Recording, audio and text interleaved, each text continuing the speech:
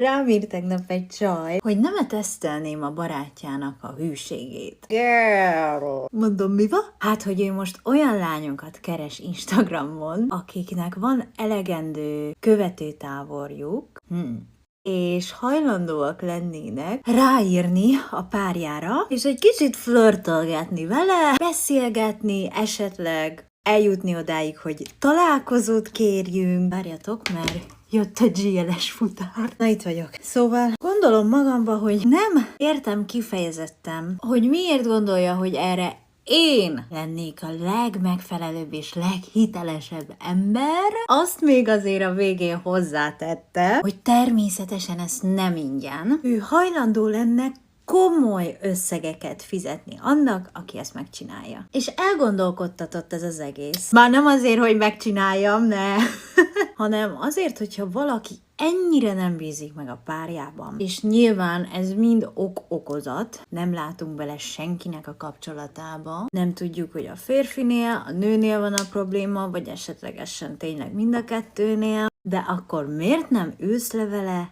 beszélni, kommunikálni, rákérdezni dolgokra, plusz csajok, ezért ne adjatok ki pénzt. Ennyit tényleg nem ér az egész. Csinálj egy kamu instát akkor, ha mindenképp ezt az utat szeretnéd választani. Aztán írogassál neki onnan. Mind csináltuk ezt, amikor szar kapcsolatban voltunk. De ha már idáig kell fajulnod, akkor azért azt tudjad, hogy valószínűleg nem ő az igazi. Szóval lányok, nem szeretnék ilyen megkereséseket kapni. Ne haragudjatok. Egy pár éve még lehet, hogy megcsináltam volna, de most már nincs ez a pénz, hogy én bármilyen férfival is flörtölgessek, akár írásban, persze a vőlegényemen kívül. Ő az egyetlen, akivel hajlandó vagyok flörtölni. Amúgy egy gyönyörű, aranyos lánynak tűnik így a profilképje alapján, úgyhogy esküszöm, nem is értem. Ha egyet tanácsolhatok, ne költsetek ilyen pénzeket a férfiakra, mert ezt az összeget inkább költsétek el magatokra, menjetek el belőle ruhát venni, szórakozni.